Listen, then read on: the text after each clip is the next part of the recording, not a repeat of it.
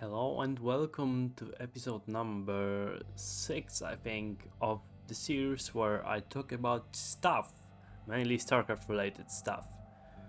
Today I will cover the last 3 Terran missions of episode 1, and obviously I'll be talking about their original versions, their UEDAIP versions, and I think I will try to incorporate a little bit more of showing you the scripts, because I figure that could be kind of interesting. Especially, I would like try to talk about why I decided to change them from whatever they were themed after originally into what they are themed after in UEDIP.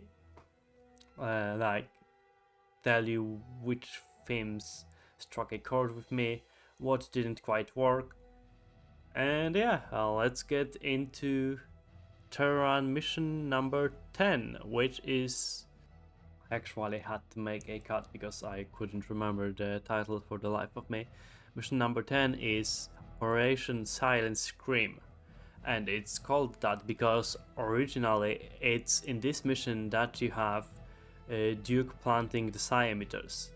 And if you look at the map and at the lore, I guess, it makes way more sense, because in this mission you are actually on the planet's surface, so you are luring the Zerg directly to the planet. I just remembered something really dumb that I can talk about for a little while. It's really stupid that each mission between Terran 5 and now happens on the exact same planet, as far as I remember. Maybe someone can correct me, but I'm pretty sure that even though you used the psi emitters like 7 times already, you are still being on the same planet, so it's like so pointless to even use them, no? It feels to me like I have this headcanon that this has to happen on different planets, because if you are still on the same planet, then it looks like the Zerg just aren't that much of a threat, because you can just lure them from place to place, and there's like still enough free space for there to be a Terran versus Terran fight that's completely unrelated to the Zerg. It's pretty weird. I think it really fails to sell the fantasy of the Zerg, in that they should be that kind of threat that just overcomes the planet like really quickly when the Confederacy is unprepared. And if you then go to Brood War and try to think about it and try to explain what the heck was happening with the psi emitter all this time in episode 1, it really doesn't make sense, in my opinion. It's really convoluted the way we move around this same planet and keep using psi emitters for apparently no real massive effect. And then you had Protoss come earlier in Biting the Bullet, and you have been told that Protoss raise planets, but they don't, because Tassadar decided they don't. But then you have them again in Terran 11, in the New Gettysburg, and that happens after using the psi emitters again. So do they come again and decide that, I don't know. It's really convoluted, especially if you don't cut neither this nor the Biting the Bullet mission, because you were already friendly with the Protoss, and you don't really have anything explained as to why that would change coming into New Gettysburg. So, maybe someone can explain it better, but I just feel like it doesn't make much sense. And I would say that in UEDIP, if I can have a little bit of a headcanon implemented, I'd just outright state that this all happens on different planets, because it's so much easier then. It's so much more consistent, right? the story just, it's actually beautiful if you just take out the single planet thing. So yeah, that was something that really bugs me. I wanted to talk about a bit. Let's get into the map proper now.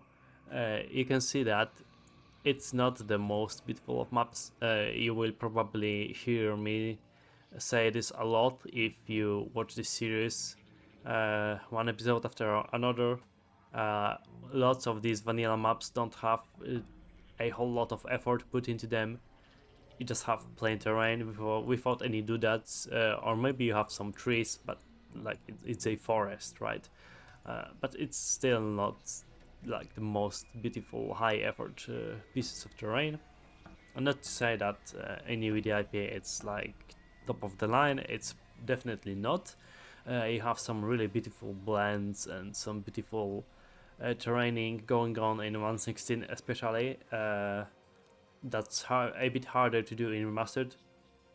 That I don't get into because it's just a huge time sink that I'm not willing to commit to.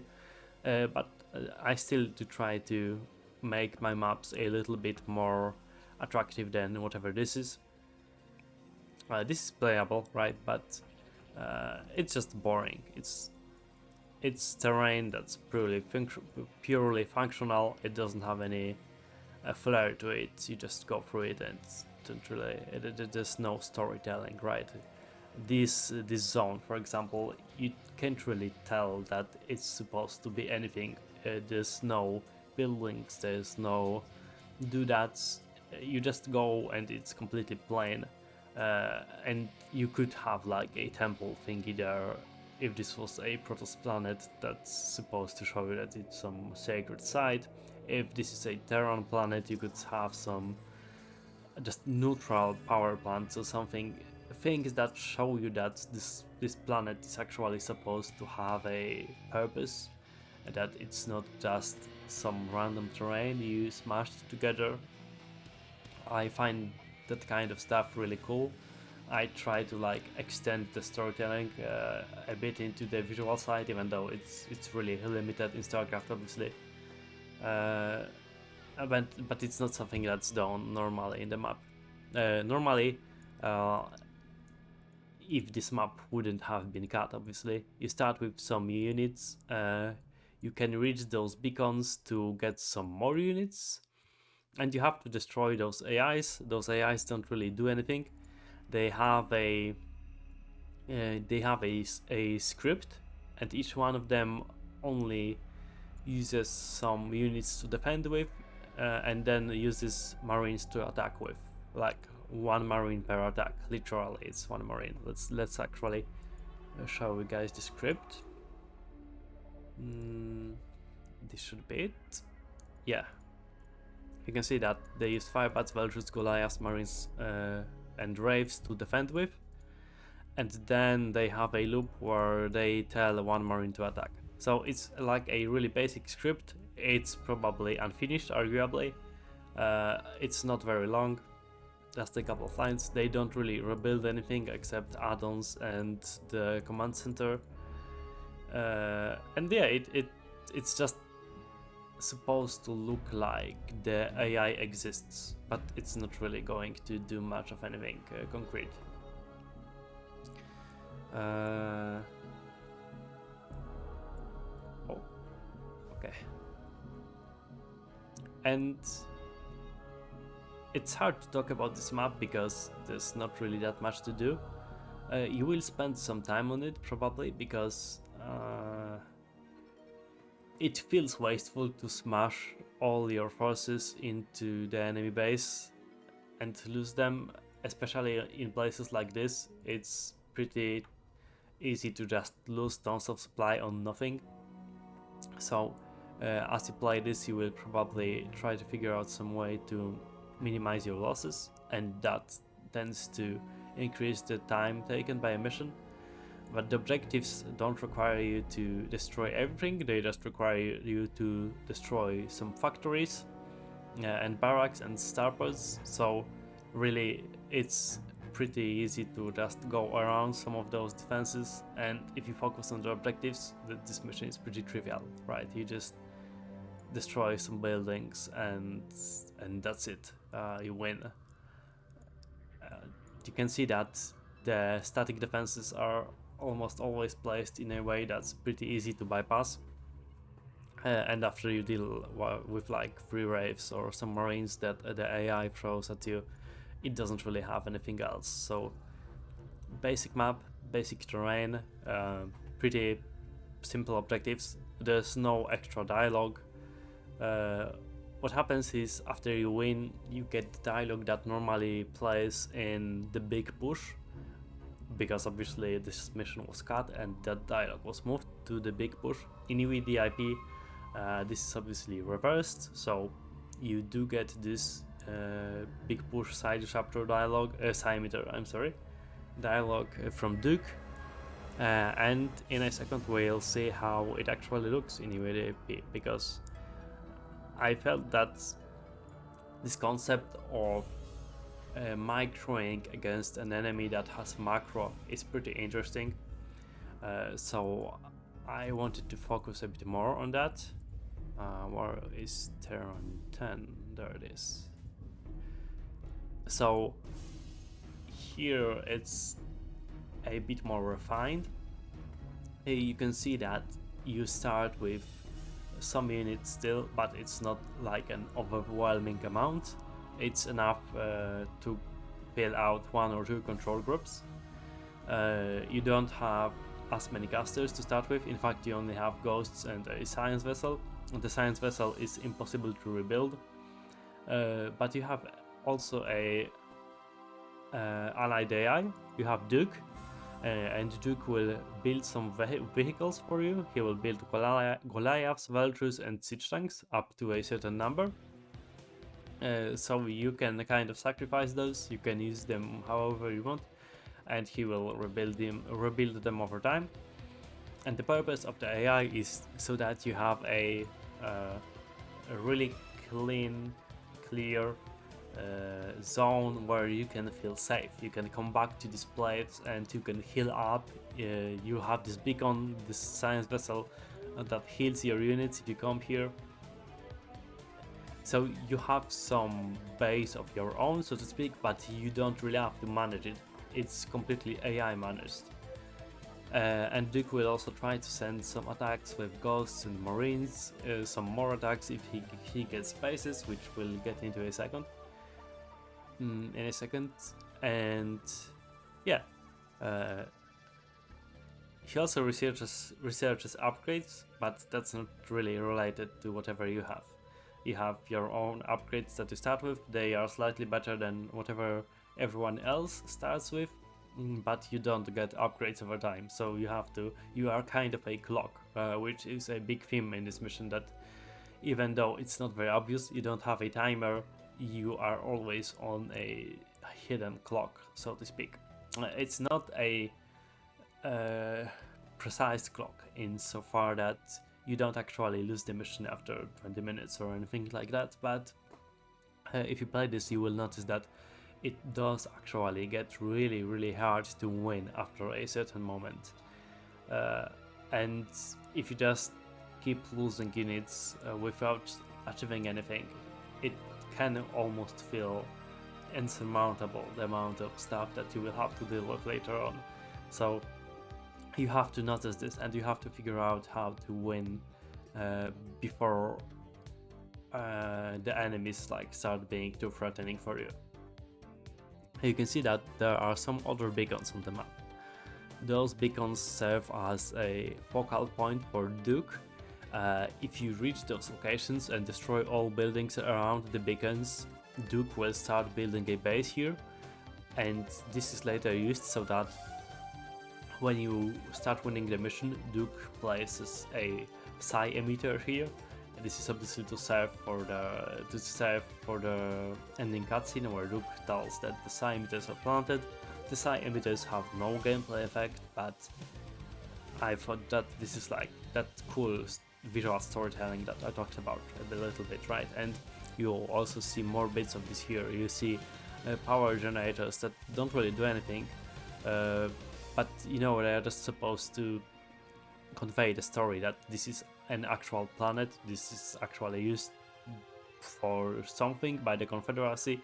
You have some buildings, you have some structures, you have like this communications center thing, you have this laid out base. Like, it's supposed to be more industrial, it's supposed to be actually something, right? It's not just empty terrain without anything happening. You have some shops, some stuff, lots of stuff happening visually. It's not my best terrain map probably, but I'm pretty happy with it. It's okay, it plays well, and it has like enough detail not to be really boring. One thing that I guess you could criticize is that it doesn't really make sense how Duke got into this position, because it's like kind of in the middle of everything, but this position just works the best for how the map functions. So I didn't really think that much about it, and it's obviously also the original positioning from the unedited map, so it also keeps in spirit with the original. The AIs here are a bit more complicated. I won't probably get into them because the script is like 10,000 lines long, so it would be really hard to show in a concise manner. But what you have to know is that I kind of themed them after parts of AIs in Mission 9, the Big Push. Because they are still the Confederates, so they are still doing Confederacy related stuff. In this case, this means that Orange is still doing battle cruisers. Yellow is not quite doing casters, he's like more doing Wraiths and Goliaths and Marines in this case. But that's because if he was doing like mass science vessel, mass ghost, it would have been really annoying in this mission, and especially because you have like limited options and you can't decide what units to get from Duke. So he was like severely limited in what he can do. And this color is actually black in game, and he's focused on like bio and firebats and vultures, which is very much the same thing that he was doing in the Big Push. They actually attack you with several different attacks in this iteration.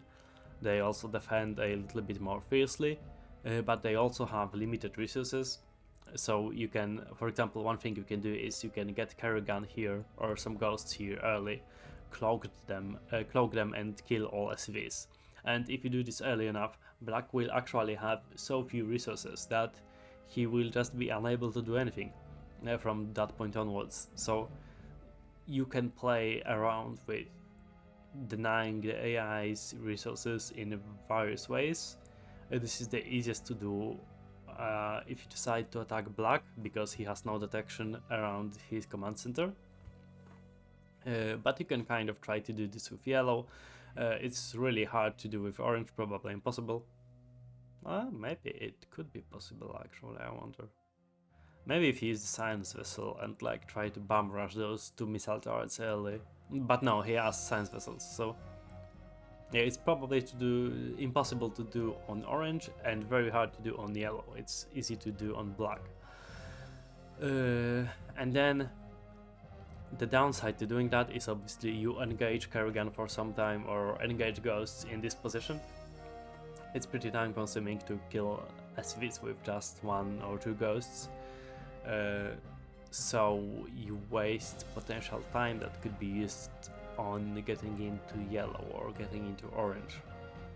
And you may want to eliminate Orange early if that's possible, if that feels like something you can do with your micro, because he doesn't have that many resources and that many BCs early on. But if you let him live, he gets a lot of them, and it's really annoying to try to do anything. And you can imagine that it's way easier for Duke with his Marines and Ghosts to destroy yellow or brown if they have like other marines and vultures than it is to destroy battlecruisers, because battlecruisers just mow through marines.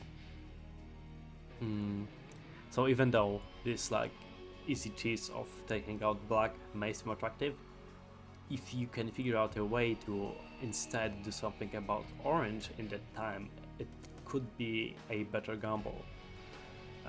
Which is something you have to think about, to not deny yourself an opportunity to win that could be better. It's kind of cute about this map in my mind that you can try to optimize your openings in a way, even though you don't really have an opening because it's not a macro map. I guess I would just say that it's a puzzle. I've been kind of laughed at for using that term, but now I kind of think that all openings, even in macro maps, are, or even in 1v1s, you could say that whatever you're playing is a puzzle against your enemy. You have to figure out what they are doing and figure out what's the best, like most efficient solution is for dealing with your enemy. And this is very much a similar thing. You have to figure out how to deal with your enemies and how to keep them from being a pain in your butt. And yeah, after you destroy AIs, you don't get any reinforcements of map. You only get whatever Duke can get you. He will maybe get you stuff slightly faster if he gets those bases, but he will mostly just produce more infantry. And yeah, after you win, you get centimeters. I've already talked about that. You can see that the terrain design is also slightly different. Insofar you have more pathways, but they are pretty narrow, so it's so that you have chokes where you can get enemy units, but so that you also have to plan ahead when you attack. You can't just send units in there because they will die horribly to siege tanks. You have to think about how to use this location, or how to prep this with Karagana and the Science Vessel, or maybe your ghosts if you still have them, so that it's actually possible to move units in there. Similar story here. You can prep this, like use lockdowns and use defense matrix to make this really easy to get into, but you can notice that there are like siege tanks on the high ground, and if you ignore them they will be like really painful to get into. You will probably lose some units and you will probably be delayed, and if you get into yellow before orange, that means that orange has more time to annoy you. And yeah, I think that's it for this map. I try to be a little bit more to the point with these videos now, because I don't want each one of them to be this 2-hour behemoth that's really hard to watch. But if you guys have any questions about anything in particular related to this mission, then let me know and I'll answer them to the best of my ability. Let's move on to Terran 11, which is New Gettysburg. And where is it? This is 10. We just got through that. Okay, New Gettysburg. The weirdest thing about this mission from a level design viewpoint is probably that you have this clash between how narratively the Protoss and the Zerg are enemies, but because this was made in a early StarCraft version that didn't quite support that, they are actually allied in this map. So you have this like really awkward map design that's kind of supposed to hide that fact, and you can't really lose this except if you want to, because since they are allied, they can't really attack each other. So your only pointer towards the fact that the Zerg are supposed to be kept safe is really that you cannot take their expansions, because you lose if they lose a single building. So it's really weird because you are supposed to be protecting them from the process, but really you are just protecting them from yourself. But yeah, that's like the biggest standout thing that I think is weird about this one. And then the next thing that I remember about this map is you have the Protoss that in mission 11, so you would imagine that they are pretty scary, but it's also the first time you ever see the Protoss in the unmodded campaign, so you don't know this race at all, and Blizzard, I guess, figured that since you see them for the first time, this should be a bit of a Protoss tutorial, like it should show you basic Protoss units. So you don't actually see any carriers, or I don't even think you see any rivers, though we can look at the script and maybe figure that out in a second. You just see mostly basic Protoss units, Zealots, Dragoons, Scouts, and they don't even defend with a whole bunch of high-tech stuff, so they are just complete pushovers.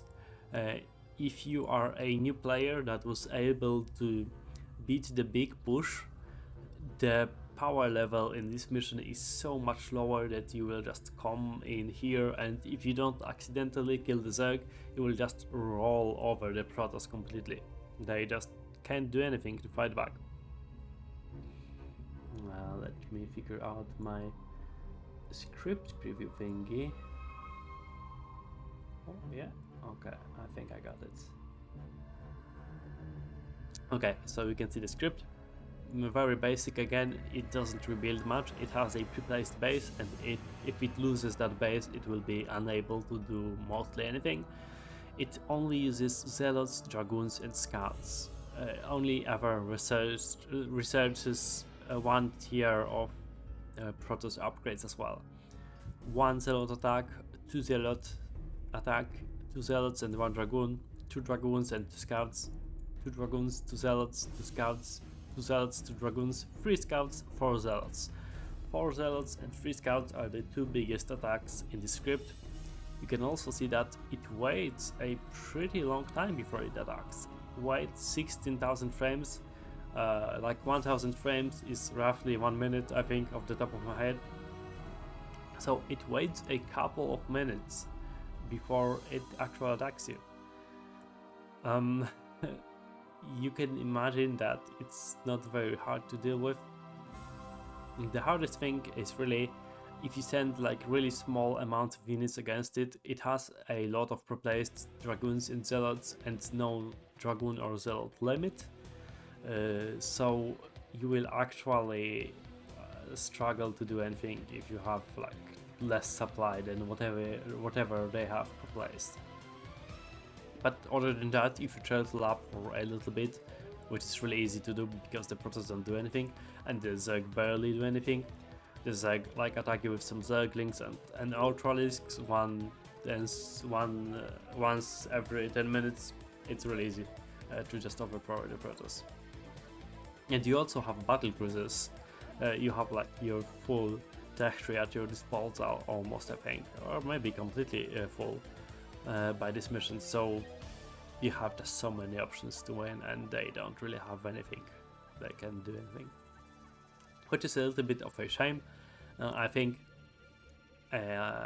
from the Blizzard perspective, it would have been nice to at least try to show like a single carrier or a single river, just show us that the Protoss can have some boss units, right?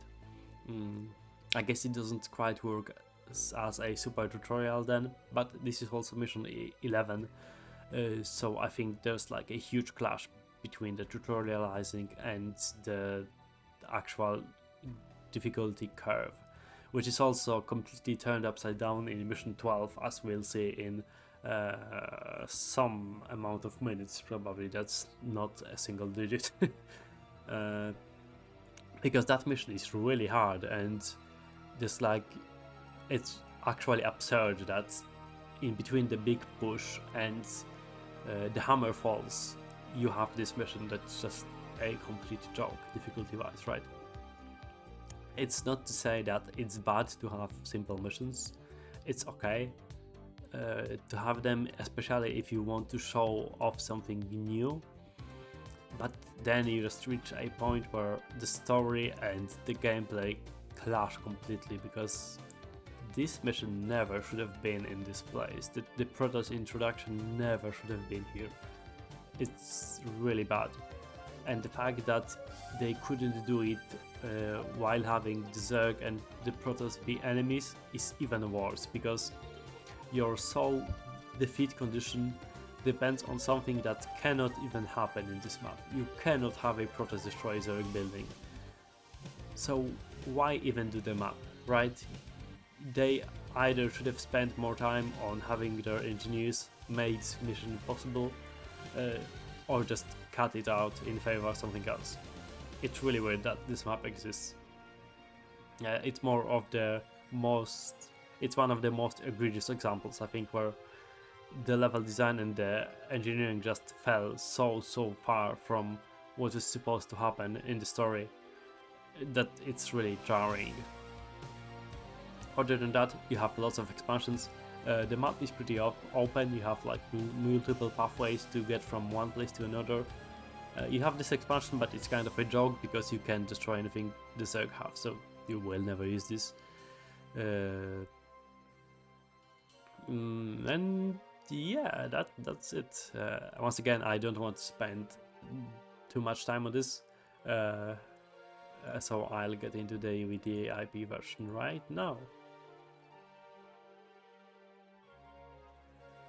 You can see that my Zerg are a little bit smaller, I think. There's less pre-placed stuff, and I think that you can also actually destroy some buildings. What you can destroy is production. If you destroy enough stuff, I tell the player that the colony is critically damaged and it cannot like sustain itself, and then you lose. I don't remember the exact condition. It may be that I think they need to have enough resources and enough production, and if they don't, you lose. So the condition is not as binary, because it's not one building and lose the mission, and that's because the Protoss can actually attack the Zerg now. So I didn't want you to lose because the Zerg lost one random building, and this is also coupled with the fact that the Zerg can actually expand now, and they will expand, because my idea was that they should be trying to like cover as much ground as possible, because they are Zerg, obviously. They are like really greedy and really infectious and stuff. So I just couldn't support the single building defeat condition, and instead decided to have it be more vague. The Protoss don't take up as much space early on. They have this area, this is a bit more closed off. They have way less starting buildings, but they have a pretty good economy, and they will expand ferociously. They will like take all expansions they can get their hands on. And one of the other defeat conditions is also that if the Protoss get enough Stargates, you lose automatically. And the implication there is that this is supposed to be if they are like able to bring their entire fleet against the Zerg, there's no way you can win, because the Protoss fleet is supposed to be so superior, so far ahead of whatever the Terrans have at this point, that you would just have no chance of winning. And this objective is supposed to reflect that. Yeah, I'm kind of looping sometimes, I know. You can see that you have lots of orange Terran around the map. This is like leftover Confederate installations, and their purpose is so that you can capture them, or rather you can capture those battle cruisers. But to capture those battle cruisers, you probably want to destroy some of those missile turrets, because they would damage the battle cruisers even more. So you have this minigame where you can send Kerrigan with marines to capture the battle cruisers. Each battle cruiser requires like a tribute of at least one marine, where the marine becomes a pilot, obviously, because a battlecruiser can be piloted by one pilot. And you can use those BCs to annoy the Protoss, basically. You also have some dogs with Wraiths in this location that you can also get your hands on. This is not as good as battlecruisers, but it's free supply, free resources, so it's something you can definitely use. And if you are pretty quick with this, you can actually mount a big enough force to win the mission outright almost. But it requires like a lot of annoying micro, and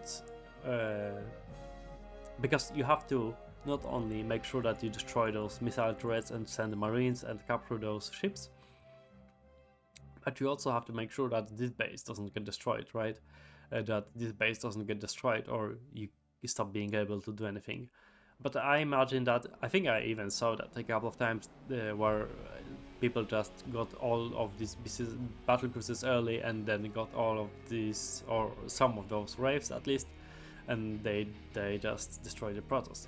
And the Protoss are way more vulnerable early in the game because they don't have that much stuff, right? They only have the basic Protoss base and some Dragoons, and it's not really enough to stand against a couple of battle cruisers if you can get them early enough. But usually you won't be able to do this because it's pretty hard and it's pretty time consuming and pretty intensive. Usually they will get some bases. Once they get enough bases, they start getting carriers. Obviously the Protoss are more advanced in UEDAIP, not only because I want the product to be harder than the base game, but also because we have already seen the Protoss. You see basic Protoss in Biting the Bullet. So I have the comfort of knowing that the player at least realizes that the Protoss exist. So I can get them to do way more in this mission.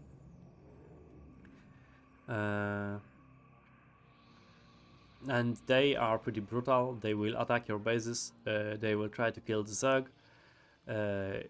Oftentimes, if you are a slower player, you will find that it's best to abandon this base at some point, because if you can abandon this and start dealing with the Protoss quickly enough, this will be enough to protect the Zerg, as they don't have they have some forces of their own, obviously. So if they get attacked by a single scout, they will not suffer any damage at all.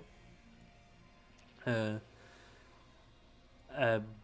if you try to instead keep this base, if you instead try to keep this base alive, it's like a huge sunk cost. You are being attacked from both sides, and it's really micro intensive and macro intensive to keep up with those attacks and keep building new defenses that can stand whatever the Zerg and the Protoss are sending in. And they will be sending a sizable amount of stuff, like way more than those bunkers are enough against. You can obviously take all those bases for yourself, but you can see that they are kind of mined out partially, and that is because the Protoss have their mineral regeneration aura that you have already seen in Biting the Bullet. It works the same way here.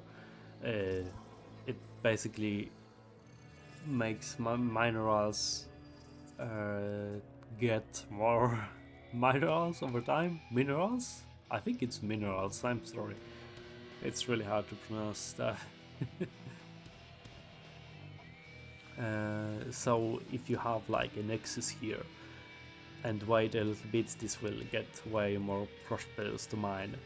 And the idea there was so that you can fatten up those minerals by letting the Protoss expand, and then only destroy the nexus when you actually want to expand here. The problem with this is obviously that you will actually have to kill some Protoss when that happens, So it still may be the case that it's more efficient to get a base early if you are planning on actually defending it. But the two bases you start with are pretty hard to saturate. They are pretty big and they will last you for a long enough time that you can probably win without ever taking another base if you are good enough of a player. What else can I say about this mission?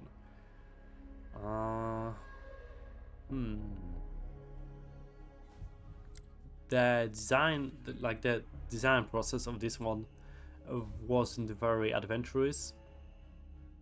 I pretty much knew what I wanted to do with it from the get-go, and I just kind of did it. I guess the most problematic part for me was the alternative defeat condition, the Stargate one, because it doesn't really work all that often. Even now, I made it better a couple of times already, but it just requires you to play so slowly and in such a peculiar way that it almost never happens. Like, I don't remember the last time where someone told me that they lost the mission because the Protoss got too many Stargates. Maybe it's not even possible, maybe I screwed something up. But I don't think I did. It's just balanced in such a way that you will either win the mission before it happens or you will lose the mission before it happens. Just because of normal units and normal combat. So it's kind of it sounds cool on paper to me, and the story behind it, like what it's supposed to convey, I think is cool. It's cool, it's like good to have it.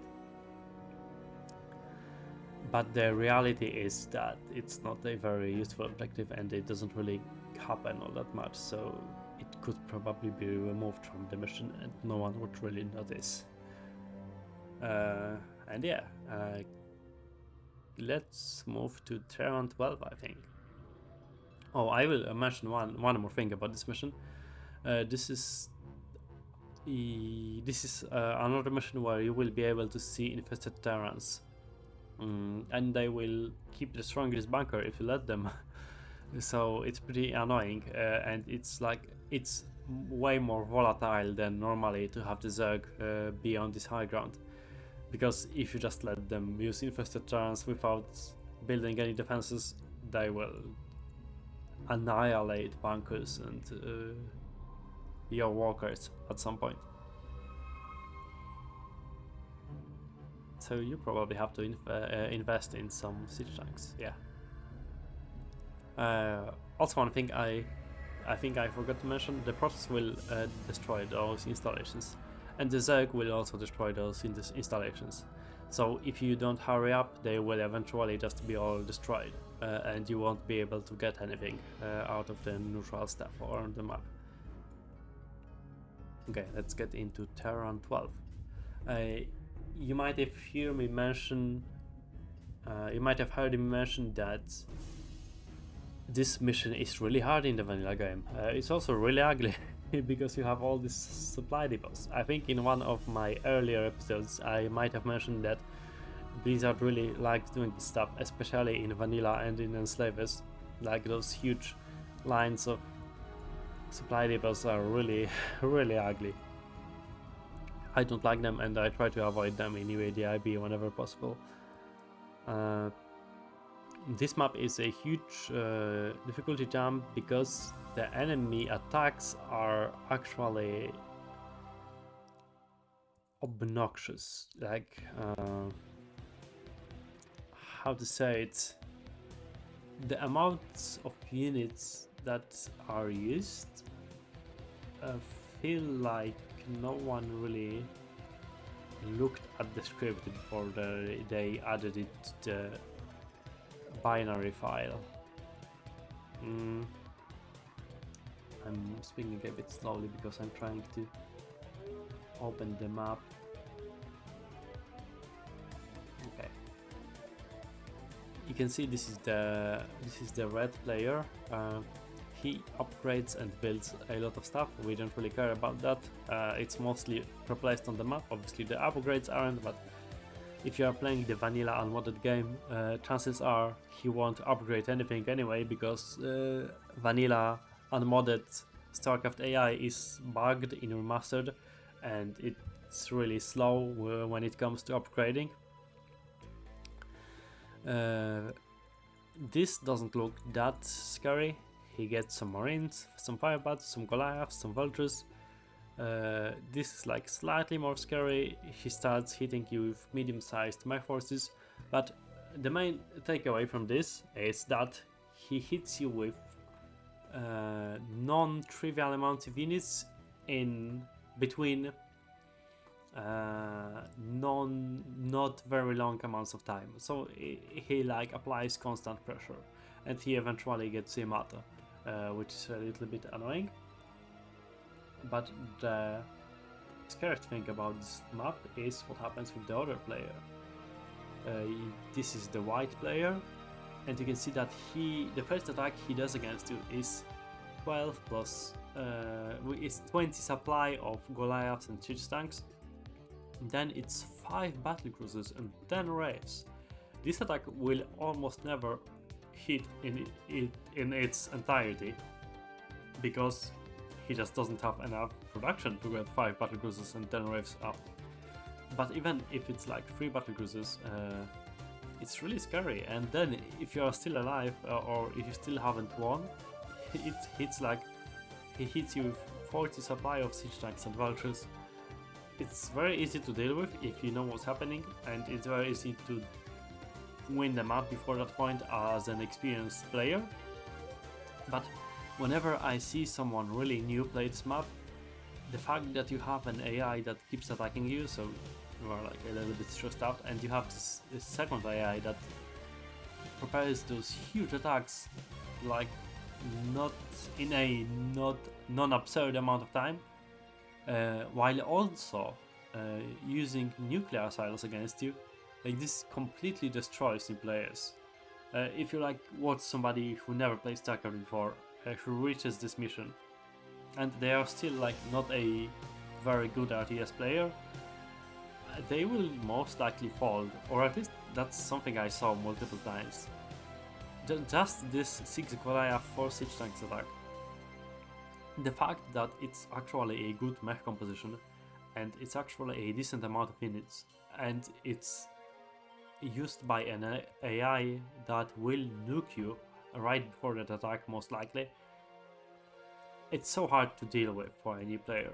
And white is also coming from the angle where you have this expansion, and this is the only expansion that you will find like in your early game most likely. There's nothing on the left, there's only this one on the right, and this one is way further away, so it doesn't feel as attractive. So you go there and you try to set up a base, and white automatically starts sending nukes to this expansion because it's the closest thing he can find to nuke, and ghosts always nuke the closest thing they can. And then he will most likely attack this location with those siege tank and Goliath attacks. It's like really hard to deal with for new players, but it's also really trivial to deal with for experienced players because the AIs are just so slow. You have to waste a lot of time for them to be scary at all, but new players are really good at wasting time, so it's a really awkward spot. It's obviously not hard for a veteran, but it's overwhelmingly hard for something new. So for someone new, it's it's hard to explain this. It's like a massive trap for showing this game to someone you know, because it requires you to kind of guide them through, and it really interrupts that process of natural exploration. And I think it also clashes with how slow some of the early missions were. Like compare the previous map where you get attacked after 10 minutes by one zealot to this map where after 10 minutes you get nuked and attack with 20 supply of mech. Like, it's such a massive difference. It's insurmountable to some players. I keep thinking back to a playthrough of, I think, like a 60-70-year-old guy that started playing StarCraft and recorded it on YouTube. And I remember that this mission took him like 4 hours, and it was really frustrating. But once you get through those scary attacks, or if you are fast enough to not reach them at all, there's again not a whole lot of stuff happening on this map. You have those large bases, you have some units sprinkled all over the map, and you have this zone where you have the ion cannon. The ion cannon doesn't actually do anything. There's just a lot of units, and it will be defended a bit by both AIs because it's an important building and they both have buildings here. But yeah, you can pretty much mass your unit of choice or get some nukes and then nuke it. You will observe, I think the worst part of this map is that you will observe a lot of annoying spell interactions. For example, the enemy ghosts have lockdown, so you will see that whenever your mechanical unit is locked down, units from all over the map will scramble to kill it. And because they have so many pre-placed units, this is like really visible. If you have a dropship that gets locked down somewhere in this zone, you will like instantly get forward supply of units trying to kill it. You also have irradiate on enemy casters, on enemy science vessels, so they will try to kill your SCVs, which just compounds that thing that I mentioned, where this map is a huge difficulty jump for players that are slow. And especially because in the mission before this you almost have no casters. I think you may have queens with a snare, maybe spawn ruling, but it's not anything comparable to nukes, lockdowns and irradiate. I struggled to find much to talk about in these late Terran missions because those are pretty small maps. They almost always have a similar feel to them. It's just a bunch of units placed in different places and AIs that don't really do anything except attack you once in a while. I'm really looking forward to getting to Brood War eventually, because the map designs get so much more interesting. Here it just feels like someone slapped some buildings around and called it a day. They didn't test this map like more than once if it didn't crash. And yeah, they don't seem to put a whole bunch of effort into vanilla maps, in my opinion. Although I will say the style set looks pretty good even without doodads.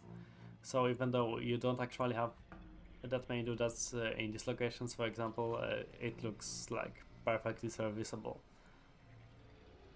Same story here, you don't really have any doodads, but it looks okay.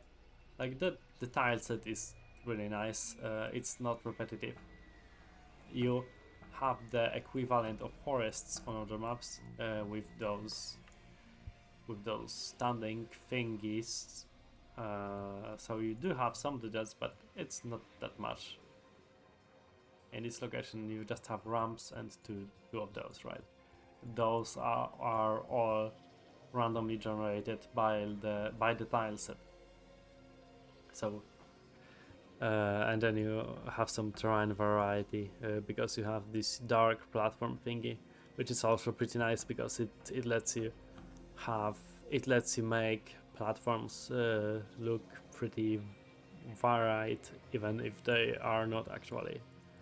And then you have some actual doodads in this location. Okay, let's move into the Hammer Falls UEDAIP. Lots of more stuff. This actually looks really noisy. If I did this today, it would probably have like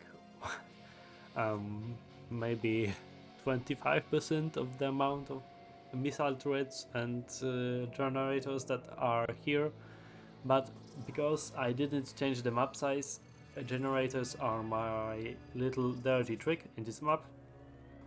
They are used so that I don't have to place supply depots all over the map, and you will see that there are actually no supply depots in red space, and there are actually no supply depots in white space, and that is because power generators give those players supply. So the only way to deny their supply is to get here and destroy the power generators, which is not that hard, but also it lets me make the map look a lot prettier without having to resort to ugly lines of supply depots. Overall, there's a lot more shit placed on the map. Again, if I did this today, it would probably be a bit less. You can see some weird beacons in a couple of places. This is because lore-wise, Raynor steals the Hyperion somewhere around this time, and I decided that it would be really cool to have Raynor be able to steal other kinds of battlecruisers. So as Raynor's Vulture, you can approach any of these beacons, and when you approach them you will steal a different kind of battlecruiser. They all have different stats, they all have some gimmicks. For example, there's one that spawns wraiths each third attack, there's one that has a better long range attack than short range attack, there's one that's just Hyperion, there's Meng's battlecruiser that from what I remember is like really tanky. So they all have their own thing, but like the most important thing is that I wanted variety. I wanted you to be able to customize your battlecruisers a little bit, your Raynor battlecruiser. And Raynor shows up a couple of times again.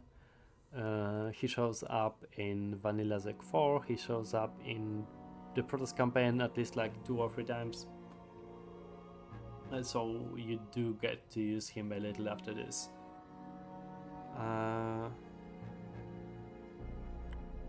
And yeah, you have this yellow player that spans like the entire map almost. He only ever defends against you, but because he has stuff everywhere, it probably feels like he's attacking you whenever you try to move out. This is so that I can have a little bit more fun with those offensive players, and I wanted to do this specifically so that those players are able to try and do something like a player would, and so far they like try to arrange some emplacements of siege tanks that push towards you at a steady pace. It didn't quite work out as well as what a player could do, but I think it's relatively alright. They do use siege tanks, they do try to like make this little tracker boats of siege tanks against you, and it definitely at least incentivizes you to respond in kind with siege tanks of your own, because that's the classic TVT move where you just have siege tanks against siege tanks. Red also uses a lot of battlecruisers, which is pretty annoying. If you let him live for long enough, he will like hit you with 5 or well, probably just 5 of them. I don't think he uses more at once than that, but 5 battlecruisers is really scary in UEDAIP. They can wipe out Marines instantly, they can wipe out most of anything instantly really, and it's doubly terrifying in vanilla, where they have AoE Yamato, and it's triply terrifying against you because you don't have battle cruisers of your own. Battle cruisers are actually disabled in this mission because you lost whatever Duke had, so you lost battle cruisers. This is because I didn't want... Well, it's for two reasons. One reason is I didn't really want you to turtle down and mass BCs and only move after you have BCs. And the second reason is, if you did that, I would think that you are probably not very likely to have fun. Because your enemies have lockdown and the map is just not very... You don't have many expansion opportunities early on that would enable this playstyle. So by disabling battle cruisers, I try to guide the player towards something that has a little bit higher likelihood of succeeding. But yeah, you probably could make the argument that there is a way to use battle cruisers responsibly in this map, and you would probably be right. Once you get a hold of two bases, there's probably a nice way to crack yellow open with battle cruisers. That's not quite as easy with battle cruisers disabled, but that's still what I ended up deciding, and this is still how the map plays currently. So yeah, I added some bases. Mostly this thing is new. You can use it when you start running out of minerals. This base is the same. This base is larger, I think, so that you have a bit more of a reward after you take out yellow. And Duke's, or rather Red's bases and Alpha Squadron's bases are slightly more rich, so that you can, if you get rid of either one of them, you have basically infinite money, or at least infinite insofar that it should be all you need to crack this little base open. Even though you have way more buildings here, you actually have less proposed units than you had in the unmodded version. But since you have so many buildings, they will actually be defended pretty fiercely if you try to get in here before you destroy other AIs. So most of the time, your best bet to win this will be actually destroying one or more enemy AIs. And obviously, you may have to destroy them to get to Rainer's battle cruisers. You may see that they show up as Marines. This is because they are extended unit IDs, and extended unit IDs don't have a graphic, so they default to graphic number 0, which is Marine. Extended by NIF's data extension thing, Imaging. But that's like modding thing. I don't want to talk a lot about, because I don't really know how to explain it. And I'm not the most technical minded person when it comes to modding subjects. You can see that the terrain of this map is a little bit more open than it is normally. You have some pathways between the middle that didn't exist. This is just because I felt that it's really annoying to try and move your tanks around if you are actually getting attacked by air, which is a possibility in this map, right? So I wanted to avoid some frustrations, or make them give you some alternatives at least. The ion cannon on this map actually does some stuff. It shoots your units that are over space, and space is determined by these locations. Whatever is like blue and called 70 something or number something is part of space. I tried to make it accurate, but it's not perfectly accurate. It's more or less accurate. And it also has a little bit of a shooting lag, so it can like hit you 1 second after you leave the zone. It's, I think, as good as I could feasibly make it be. I guess it's a little gimmicky. I think UED Commander did something similar in his equivalent of Hammerfalls in StarCraft Alternate, and there I remember that it works a little bit better. I think he just has it fire everywhere at air units, but I don't remember exactly. But it's like a simpler system. It's more annoying, but because it's more annoying, it's way more clear that it's supposed to stop you from like using R or something. With this system, you just kind of get surprised by your units getting instantly killed over space, even though it's communicated via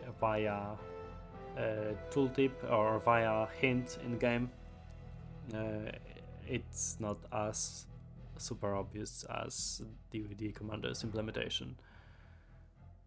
And yeah, I'm trying to think if there's anything else.